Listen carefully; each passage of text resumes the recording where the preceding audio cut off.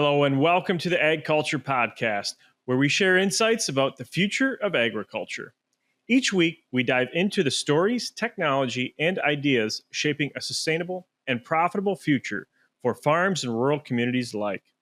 I'm Paul Windemuller, host of the AgCulture Podcast, and today I'm going to be talking with Andrew Nelson, who is a farmer in Eastern Washington. Now, Andrew shares my love and curiosity around agriculture and the integration with technology. And we're going to be talking about some of the things he's worked on over his career, starting out in software engineering and now going to taking that on farm. He owns and operates Silver Creek Farms in Eastern Washington and spends a lot of his time on farm working with technology groups and technology companies, as well as consulting off farm. Now, if you're a technology enthusiast like I am, you're going to really enjoy this episode. So please listen up to this episode with Andrew Nelson.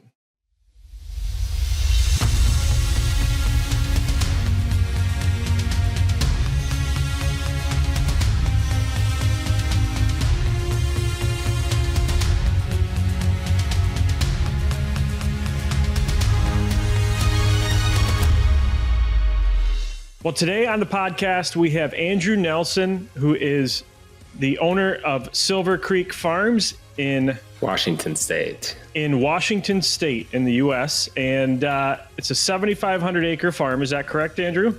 That's correct. And you do some pretty unique things there. And that's what we're going to talk about here today on the episode. But before we get started, I think it's pretty interesting.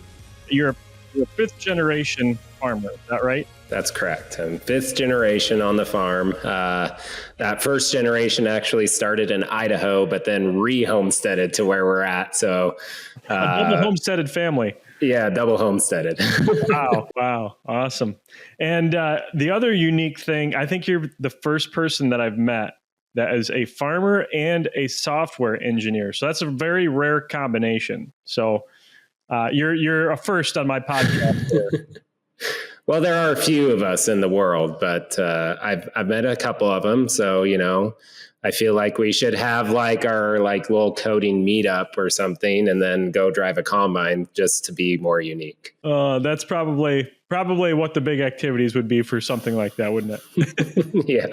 Well, could you start out by telling us a little bit about your farming operation and how your background in software engineering kind of developed alongside of the farm? Yeah, so I obviously grew up on the farm, and I always loved to tinker with computers and electronics. I was always in our shop building random little things. And so I kind of knew that I wanted to be some sort of a builder of something, but also running the farm. I like to be out here in the operation. My dad grew it quite a bit from my grandfather, and I grew it some again when I moved back to the farm.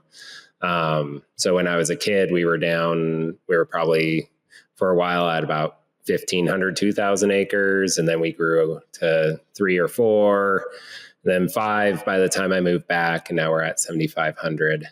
But that kind of wasn't always the goal necessarily to just grow. It's, usually been to see how we can advance our farm, further across generations. And, my goal is really, could I keep our farm as or more profitable than it is now with the same acres?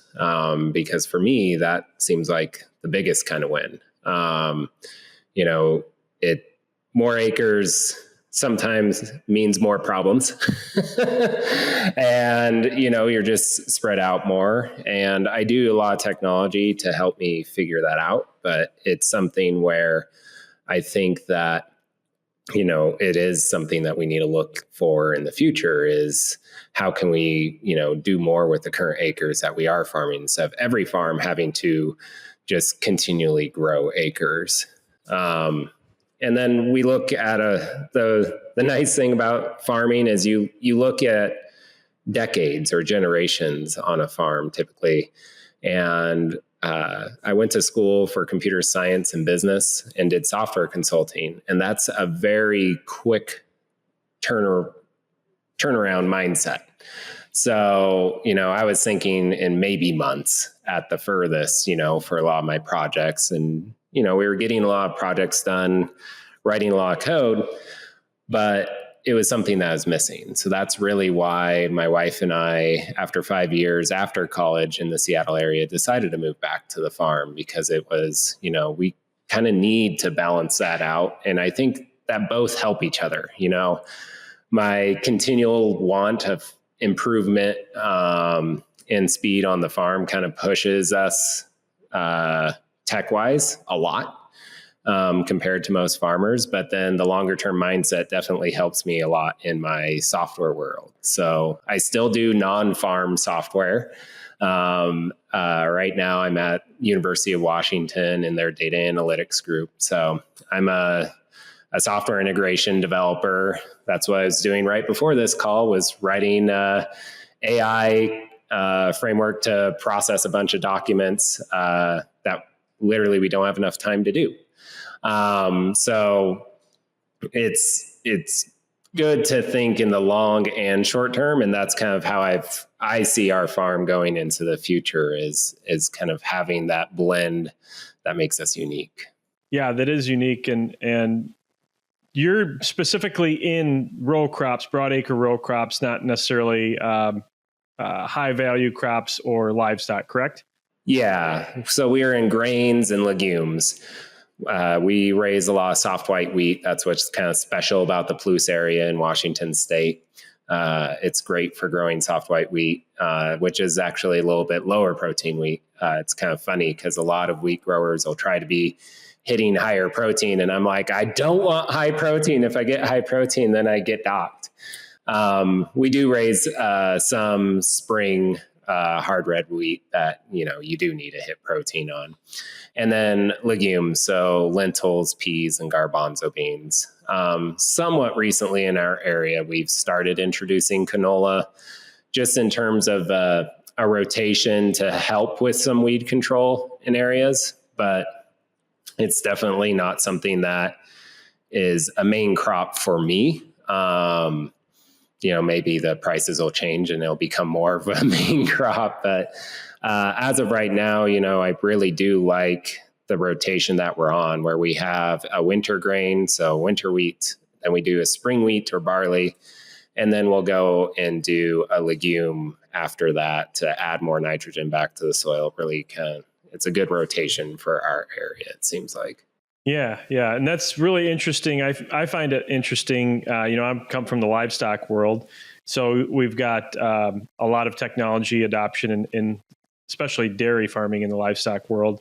And then you see a lot of technology adoption, obviously, outside of Silicon Valley. You have the San Joaquin Valley with all these specialty crops. And it seems like everyone's flocked down there to try and develop ag tech and new technologies in agriculture. So I think it's really interesting what you're doing on your farm in a broadacre sense, because that affects so many more farms across the world, the technology that could come out of that. So I'm excited to dive into that a little bit more. But how did you originally get involved in technology projects on the farm, and how did those come about? Well, the first time was when I came back to the farm to help while I was still doing my software consulting in Seattle. And I watched a whirlwind take away a few of our tickets. We were able to piece back what the load tickets. We were able to piece back how much there was in the bin and stuff, and know how much was in the field. It ended up working out all right, but it was one of those moments where it's like, man, that information's literally just flying away. And so I took and made a really simple app for, at the time, on netbooks, those old, really cheap laptops. And we would use those on our scale house to track the loads of grain. And then over time that morphed into using it on Kindle Fires because, they're readily available and not too expensive for a farm to buy. But the best thing about it is I can teach any of my employees how to use it in like a minute. It's very simple. it took years to distill it down to that simple, to be that simple, but it's something that definitely saves us a lot of time. Every night I go through all that information during harvest, and it was one of those pain points, that was impactful. What it used to be was it was all written down, and then I eventually made a Excel sheet for my mom, and she would put it in there, and it would split everything out. But now what it is the day after I'm done harvesting a field, we have yield monitors, but I guess something I didn't mention is the Bonthuis is super hilly. So yield monitors are not so accurate for us because the combines are not level. If you're just level, that makes them work a lot better. But when you're dealing with hills and pitches and we have levelers on our combines and stuff, it's not accurate enough. And so this way, at the end of every day, I can just look at my app. If it's a field that, we have with a landlord and crop share, I can just text them or shoot them off what the yields were on their field immediately and already basically have an audited, inventory count for that. So the past 6 years on it that we've been using it, I've been within the scale error on our grain. So, it just became highly effective. And we noticed that change. I made that change before I even moved back to the farm. And so that way it was kind of, okay, Andrew's moving back. He made this change a year ago. He's probably going to keep making changes. And it might be a little annoying for some of the guys working here, but it is a kind of a continual change, tweaking and refining everything to get it better and better.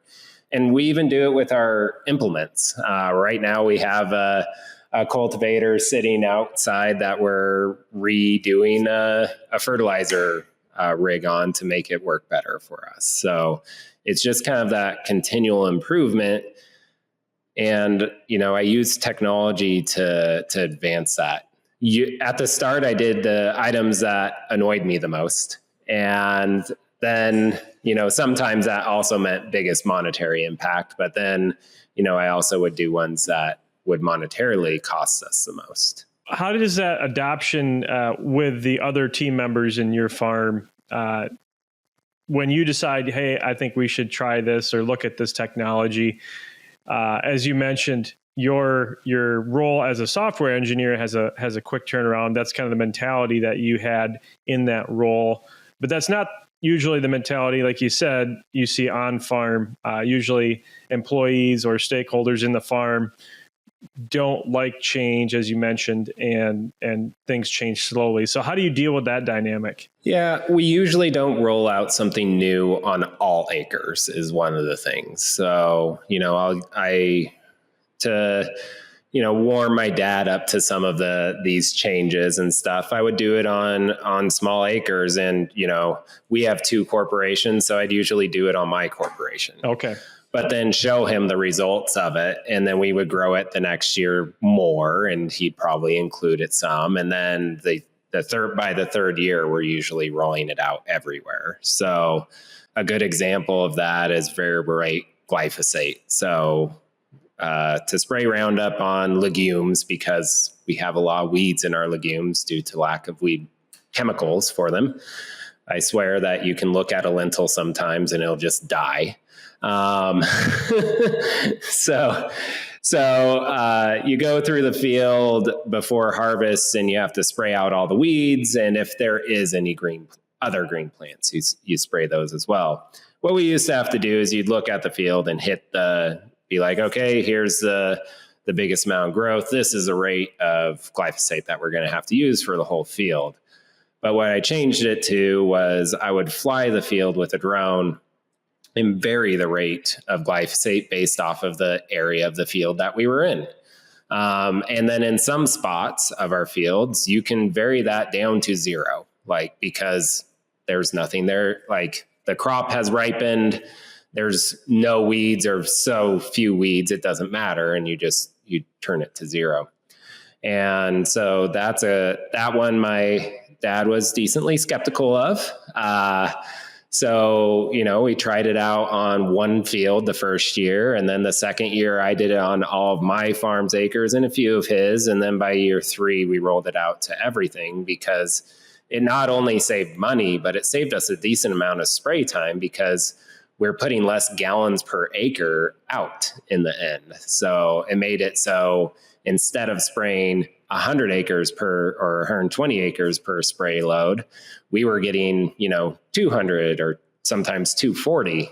And that makes a big difference when you're, we're already short on trucks that time of year. So we're usually having to cart stuff around in a much more laborsome way. So that's one of the ways that we looked at adoption was, starting small, starting with something that was impactful to us, either via bottom line or via something that I just don't like doing. No, that makes sense. That's really interesting. That's a good way to combat that problem is rolling it out incrementally like that to get people on board in the business. Yeah. And I usually do it mostly myself that first year, and will sometimes bring like a few of my employees to see it.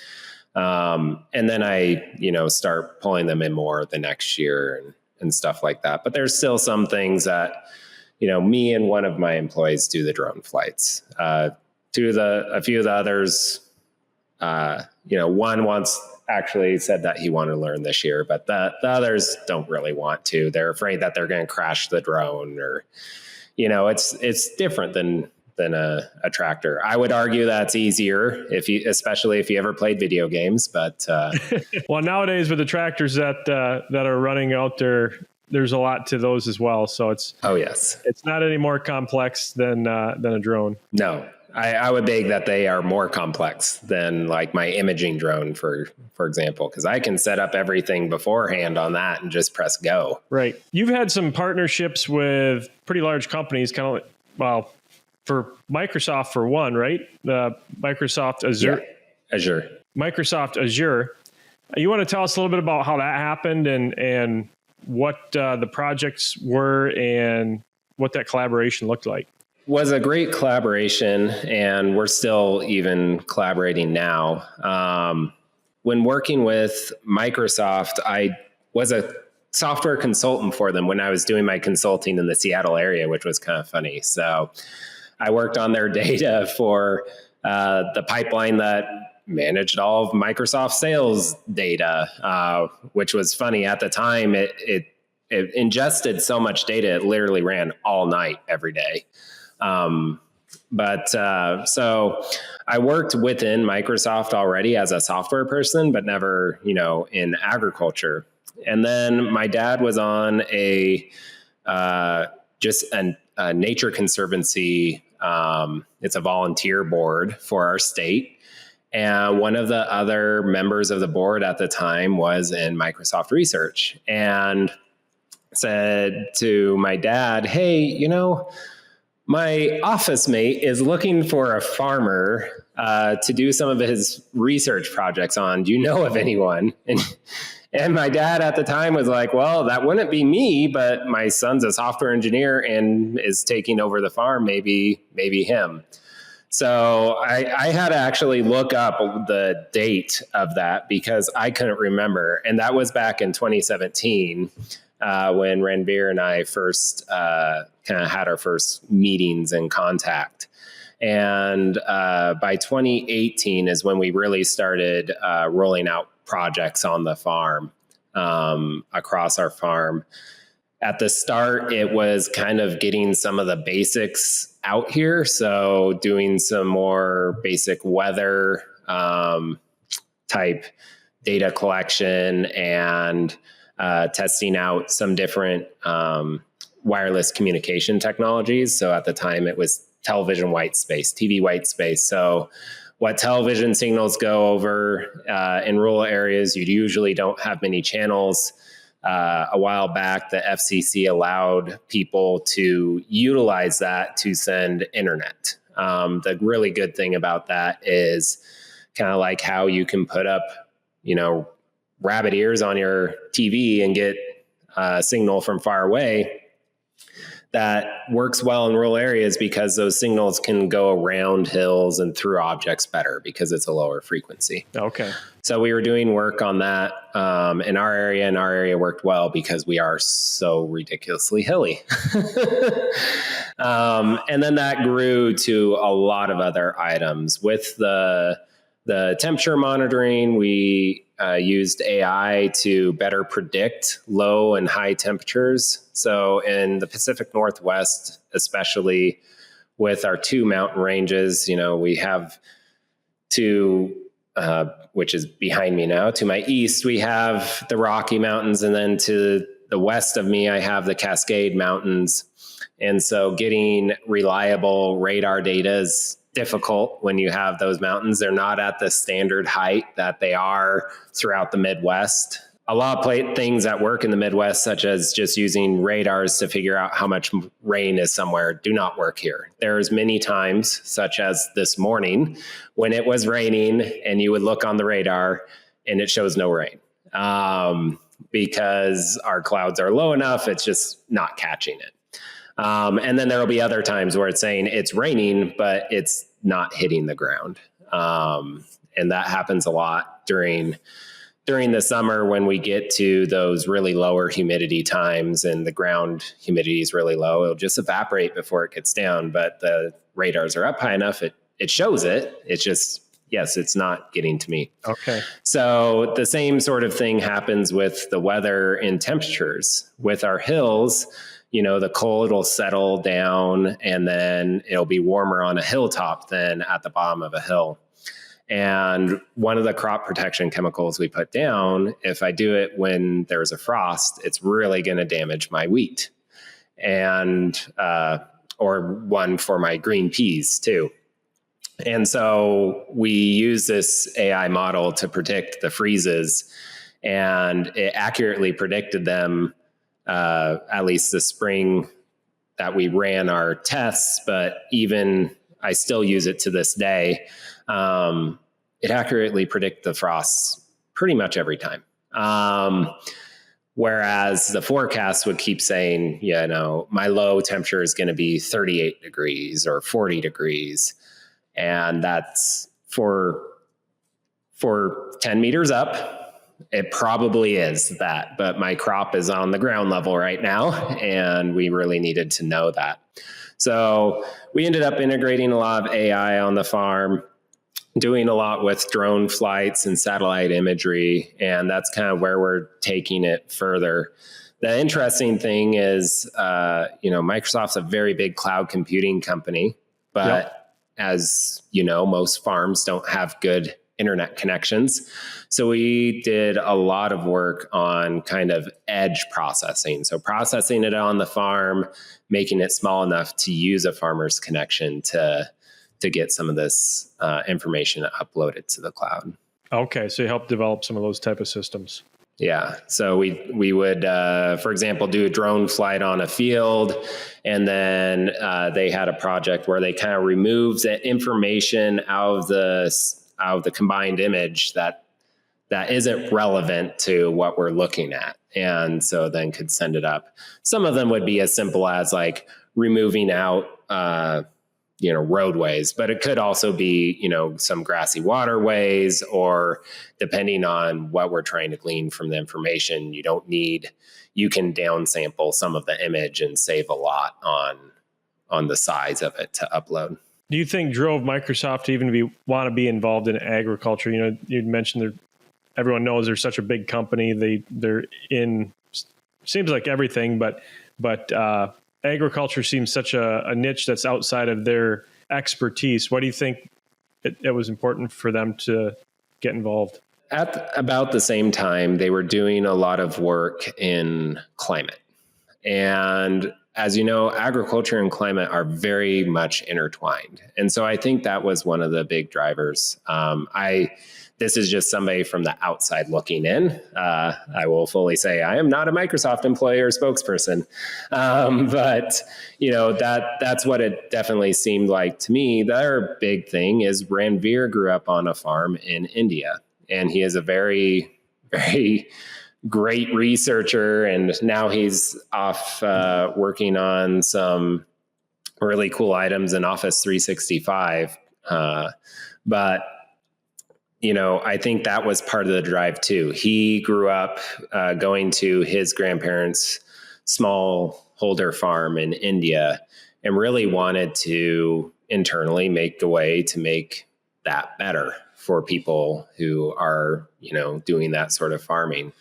And, that's kind of my drive too. Like, I love working with technology, and I really want to try to make it better for, the next generation and for farms across the US and hopefully the world with the items that we can develop here. Farming is hard enough as is. We're at the whims of we're price takers on every side. We don't get to set our prices for the commodities we sell. We don't get to set our prices for the things we buy. And so, to take and make that a little bit less risky or a little more cost efficient, so that way we can take and invest in, making sure that our soils are staying better for longer, making sure that, we are keeping up the organic matter or carbon content in the soil, so that way we can raise healthier crops with hopefully less inputs. That's, for me, very self-fulfilling. That's awesome.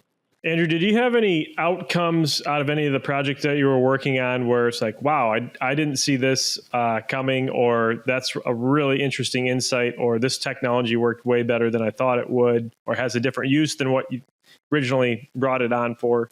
That's a good question. I have tried a lot of different projects every year. So each year I try to do so many where I'm going to have some that don't work, which is kind of funny.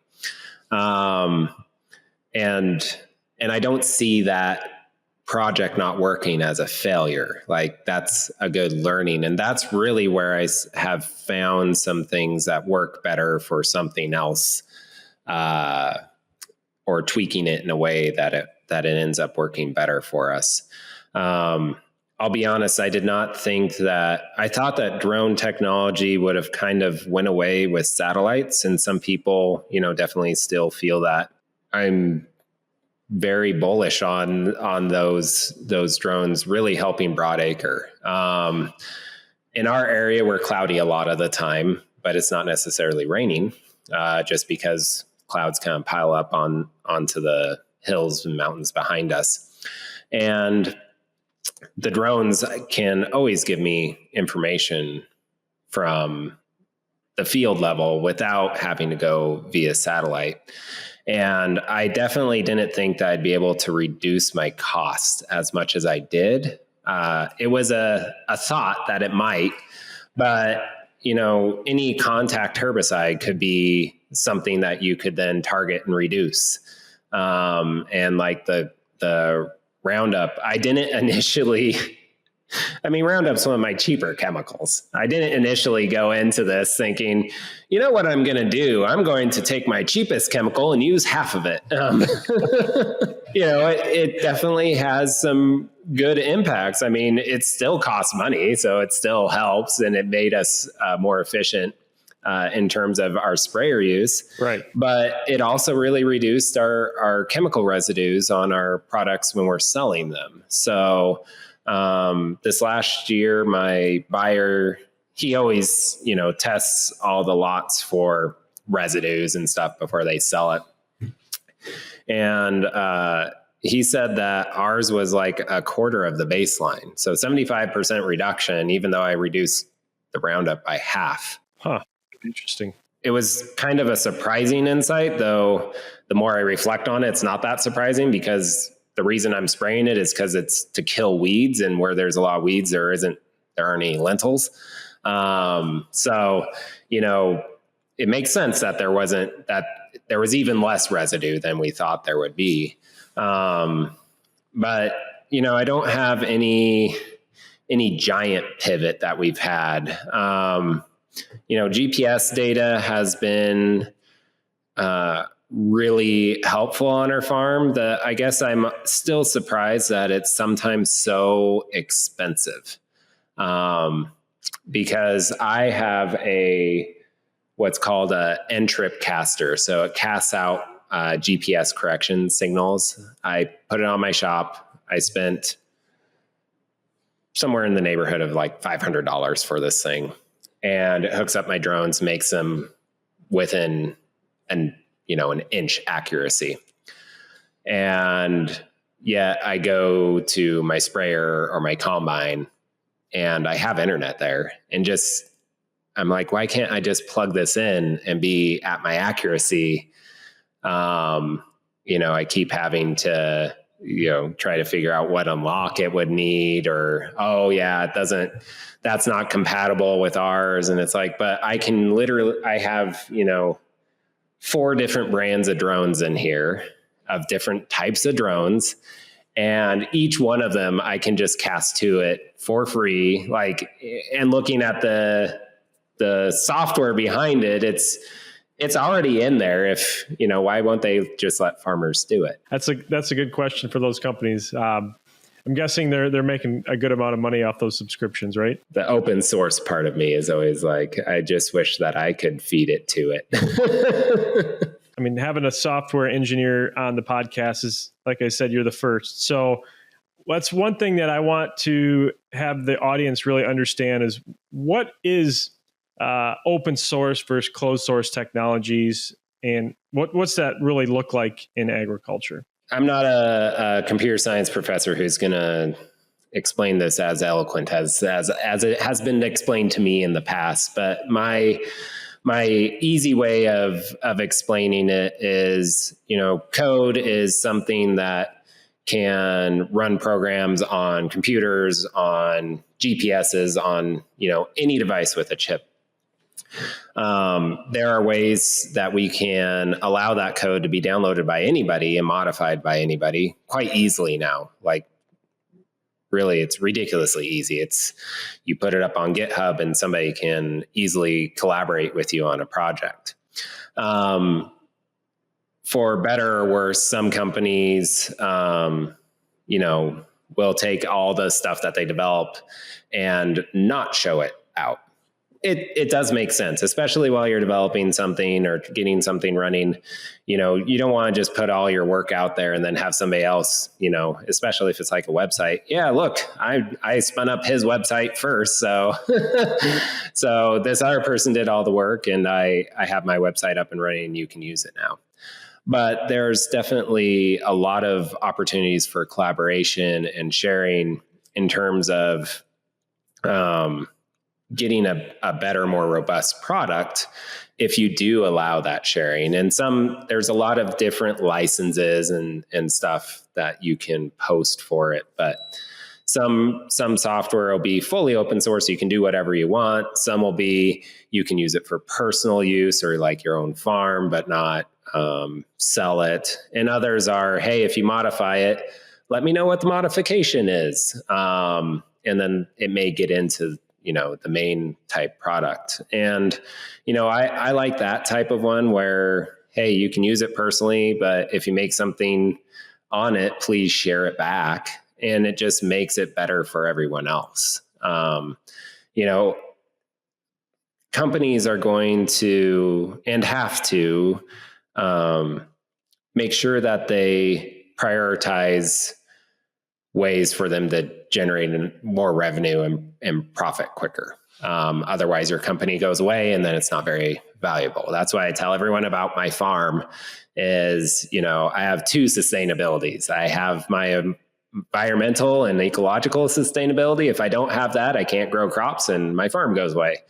I also have my financial sustainability. If I can't maintain that, guess what? My farm goes away. So like, if I'm like the best ecologically sustainable farm, but it's not financially sustainable, my farm's going to go away and then somebody else is going to come here. Like that's just facts. That's what it's going to be. And, the same thing with companies, especially ag tech companies, they have to prioritize. But there are a few people out there like me that could probably, take that software and then be like, you know what, I could really use this for lentils. Okay, I'm going to modify it to use it for lentils. I'm using it for myself, but I'll submit it back to, the company who made it. And then they can integrate it. And then other people who use lentils could now suddenly use this that the company wasn't able to prioritize.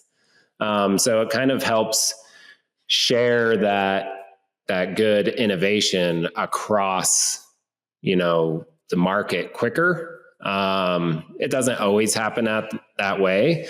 And that's not to mean that, closed source companies are in any way better or worse. It's just, they are trying to protect all the man hours that they put into something.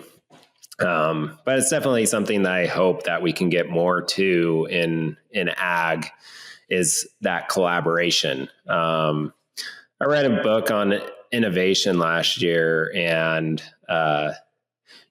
innovation with open source can be a lot faster. In a capitalistic market, the revenue and profit also breeds that innovation, but getting the open source can help, and having them together, I think, can help us innovate faster. There's a lot of things that, like, I'm experiencing a decent amount hotter and a little bit more extreme weather lately. And last year, all of July was 90 plus degrees for us, which was like an oven in our area.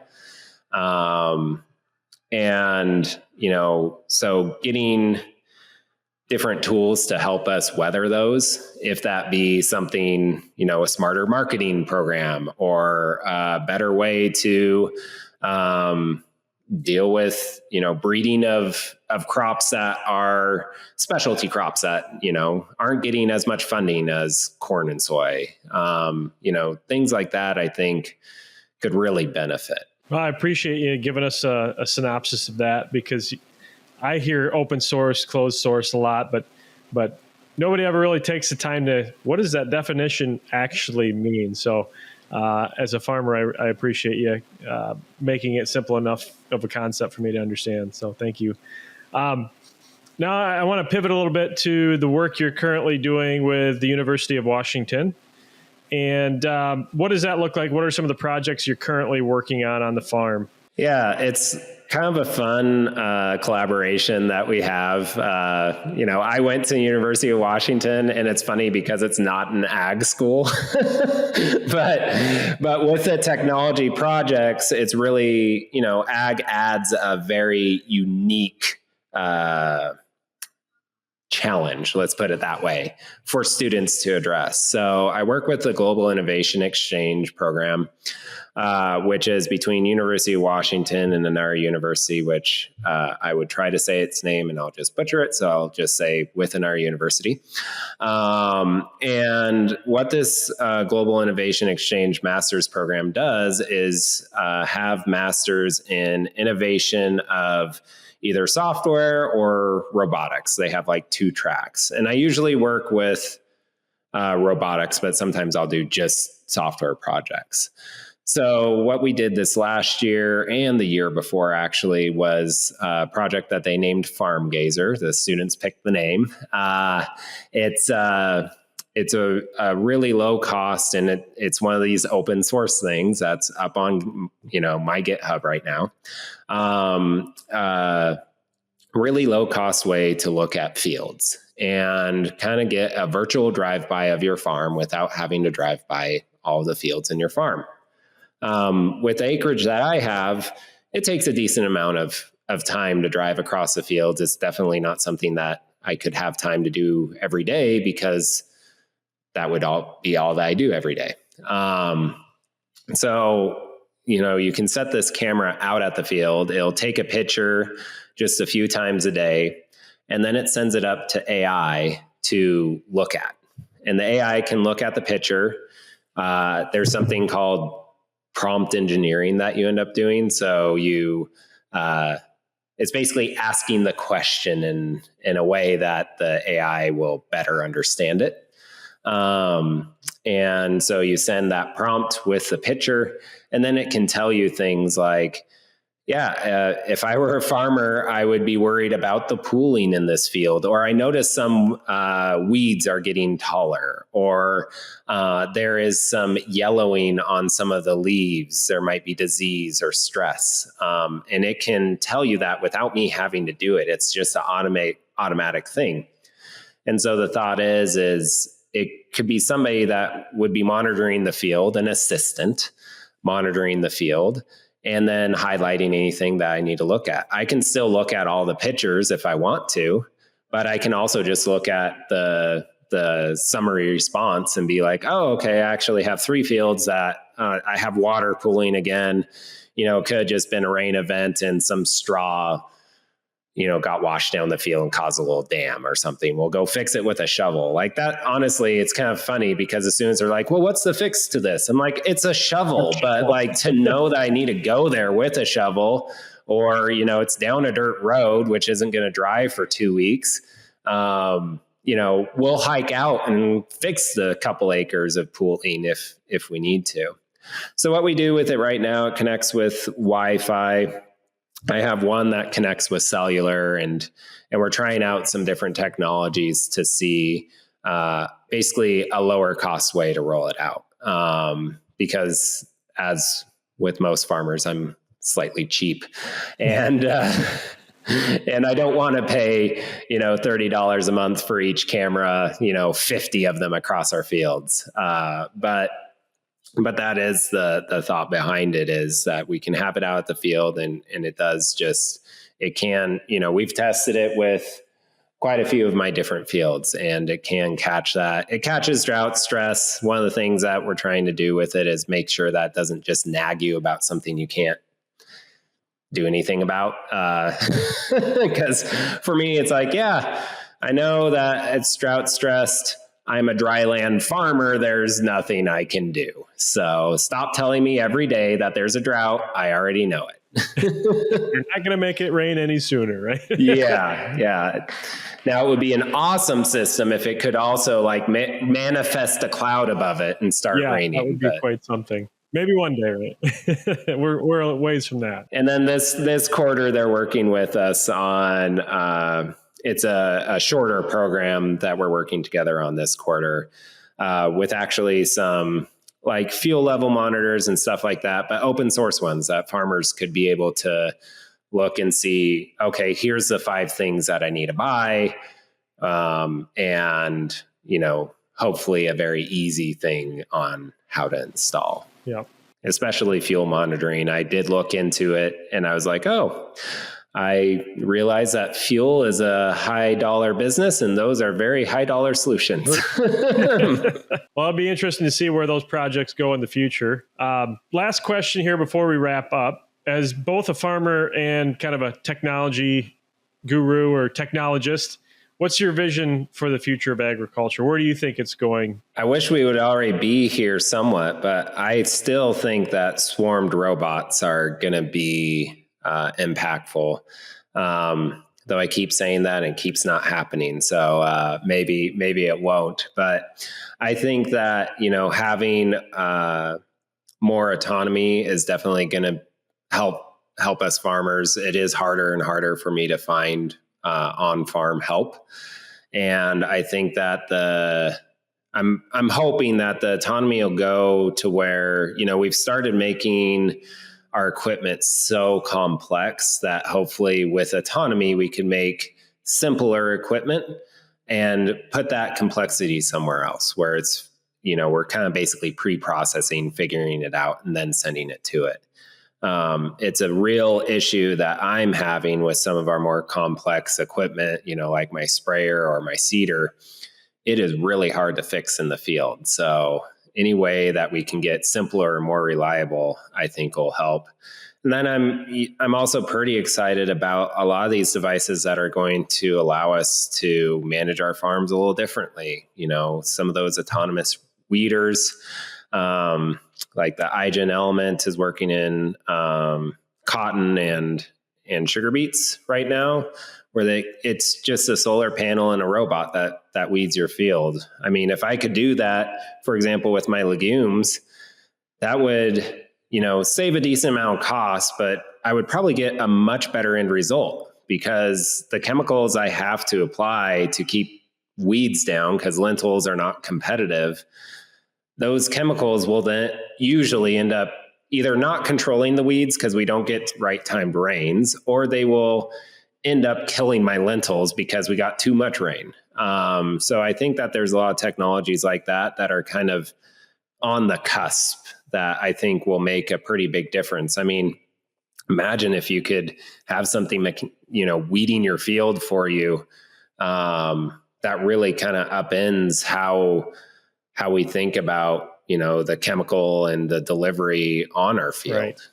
Completely changed our management system. I'm pretty bullish about that. I think that AI is a tool, not a solution. So I think that that's the biggest concern for a lot of people is that, hey, how can I use AI? And instead, what issue am I having that I need help on to have AI used for? So I guess a better way to describe that is AI as a tool for my farm to provide the assistance in the small areas that I can't do myself. So I have a field that's 100 acres. I can't look at every plant, but AI could look at every plant. Well, Andrew, thanks so much for being here today on the AgCulture Podcast. If somebody wants to get a hold of you or reach out to you to find out what you're working on or some of the projects that you're doing on your farm, how can they get a hold of you? I am pretty active on LinkedIn. So that's kind of actually the best way to reach out to me. And I am hoping to be a little more active. I do not have my own blog or something like that going right now.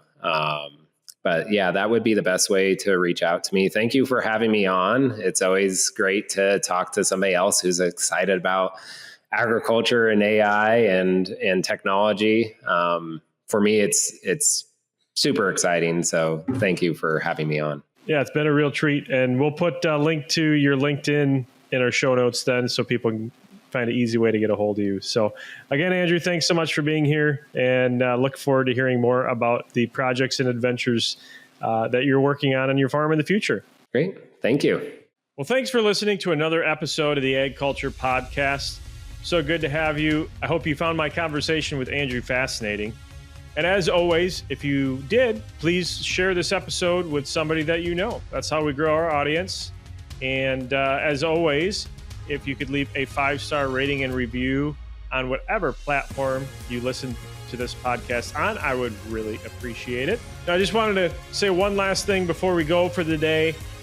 I've got some interesting things that I'm working on my dairy farm right now in Western Michigan. I'm excited to share those coming in the near future. So keep an eye out on our social media feeds to see what's coming next here at my farm, Dream Winds Dairy in Western Michigan. Until next week, I'm Paul Windemaller, and this has been the AgCulture Podcast. Thanks for listening.